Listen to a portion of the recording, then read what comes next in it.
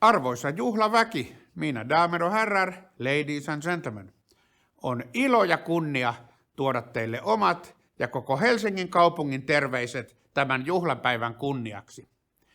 Ei vähiten siksi, että Helsingin yliopisto on ikioma yliopistoni, jossa aloin opiskella ja jonka piirissä olin töissä työurani ensi vuosikymmenen laitosassistenttina ja tutkimusassistenttina kansantaloustieteen laitoksella. Oma aikuistuminen, jos sellaisesta uskaltaa alle 30-vuotiaan pueriilin sällin tapauksessa puhua, liittyy erottamattomasti Helsingin yliopistoon, jossa aloitin koko loppuelämän kestävän seikkailuni aikuisuudessa.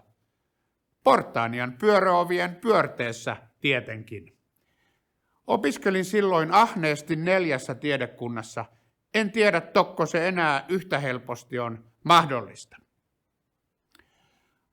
Ainakin minulle ja minun aikanani yliopisto oli monipuolinen sivistyksen ja ammatillisen osaamisen koulu. Sen ympärille muodostui oman ikäpolven akateeminen kohortti. Nuo opiskeluajan tuttavat luennoilta, ainejärjestöistä, seminaareista ja bileistä ovat sitä omaa porukkaa, jota on mukava seurata ja tervehtiä vapaa-ajalla tai ammatillisesti Suomessa ja ympäri maailmaa. Paljon on varmasti muuttunut, varmaan etupäässä parempaan. Opiskeluaikanani ei esimerkiksi omalla alallani kansantaloustieteessä ollut systemaattista jatkokoulutusta, jota piti sitten hakea ulkomailta, ja löytyihän sitä.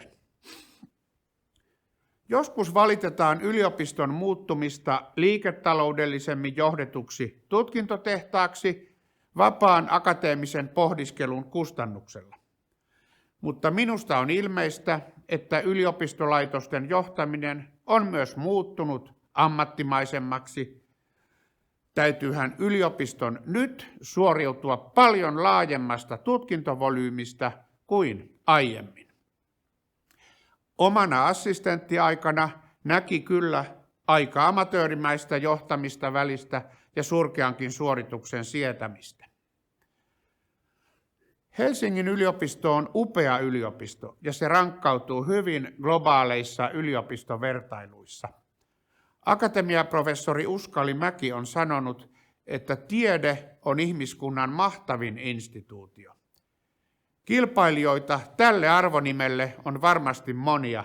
Myös perustuslait ja lukutaito kilpailevat tittelistä. Oli miten oli, tiede, jota yliopistot kantavat, on mahtava instituutio. Ja olen täynnä iloa ja ylpeyttä siitä, että meidän kaupungissamme on näin vanha, menestyksekäs ja loistelias yliopisto. Mutta moni asia myös huolettaa. Kun olen seurustellut päättäjäalumneissa yliopiston johdon kanssa, surulliselta kuulostaa se, miten paljon opiskelijoiden edustajat tähdentävät nykyisten opiskelijakohorttien mielenterveysongelmia. Ovatko ongelmat oikeasti lisääntyneet? Mistä tässä on kysymys?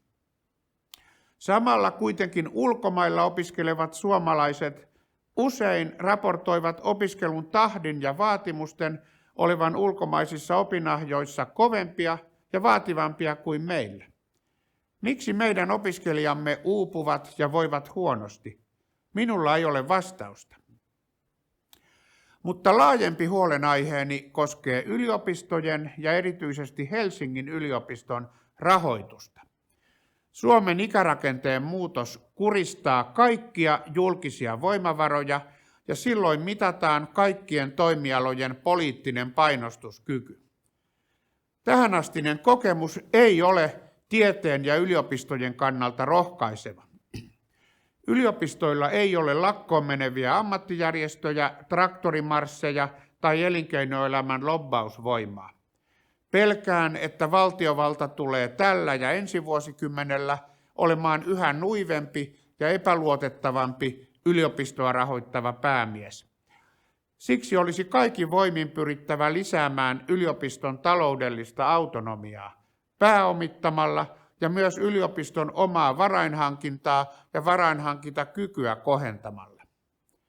Lisäksi maan parasta yliopistoa uhkaa vielä toivoton aluepolitiikka. Tiede tarvitsee suurempia yksiköitä, mutta nyt korkeakoulujen rahoitusta pirstaloidaan pieniksi puroiksi. Kun ajattelemme ratkaistavia yhteiskunnallisia haasteita, kuten esimerkiksi ilmastonmuutosta, väestön ikääntymistä ja digitalisaatiosta, puhumattakaan puhtaasta tieteestä, onko meillä varaa luottaa mihinkään muuhun kuin huippututkimukseen?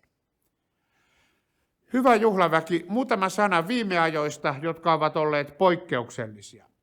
Ensin arkeamme mullisti vuosia kestänyt koronapandemia, ja viime viikkoina olemme kantaneet huolta Venäjän sotatoimista Ukrainassa. Pandemian aikaiset poikkeusjärjestelyt, sisältäen etäopiskelun ja etätyön mukana tulleet haasteet, ovat vaatineet teiltä valtavia ponnisteluja, ja samalla olette onnistuneet luomaan myös uusia toimintatapoja. Auttamisen halu ja yhteishenki vaikeissakin paikoissa ovat säilyneet vahvoina, ja tieteen valo on jälleen ollut rakentamassa ymmärrystä myös synkemmissä ajanjaksoissa. Heti tulee mieleen tutkijoiden vahva panos epidemian hallinnassa tai taloustieteilijöiden ponnistelu ajantasaisen tilannehuonekuvan luomisessa päättäjille epidemian aikana. Mutta pandemia eristyksineen on varmasti ollut kamala isku uusille opiskelijoille. Kun silmää Euroopan yliopistojen historiaa, tietää, että korkeamman hengenviljelyn yksi keskeinen osa on aina ollut nimenomaan nuorten ikäluokkien tulo yhteen. Kohortit kuuntelevat kyllä luentoja, mutta nuoret kouluttavat myös toisensa ja luovat yhdessä tieteen ja yhteiskunnallisen ajattelun uudistavat kriittiset voimat. Ja kaikki tämä on nyt ollut ratkaisevasti vaikeampaa. Toivon ja uskon, että pääsette taas kaikki yhteen ja yhteiskunnan haastaminen jatkuu.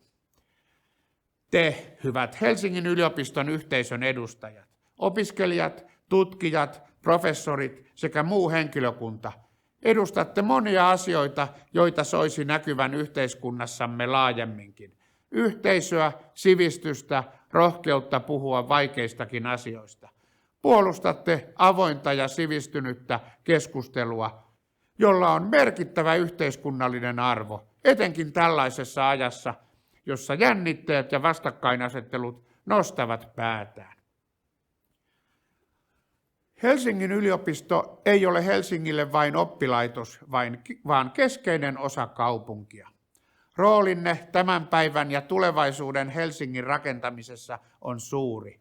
Uudet ideat, uteliaisuus ja näkemykset, joita tuotte, tekee kaupungista päivä päivältä elävämmän ja osaavamman. Helsinki on mielihyvin yliopistolle tutkimus- ja kokeilualusta. Yksi uuden kaupunkistrategian johtava ajatus on, että otamme tutkijoita mukaan hankkeisiimme ja luomme kaupungin kehittämisessä tutkimusasetelmia. Uskomme vakaasti tekevämme Helsingistä parempaa juuri yhteistyössä yliopiston kanssa. On myös merkittävää, että yliopisto ei ole kumppani vain kaupungille, vaan myös yrityksille.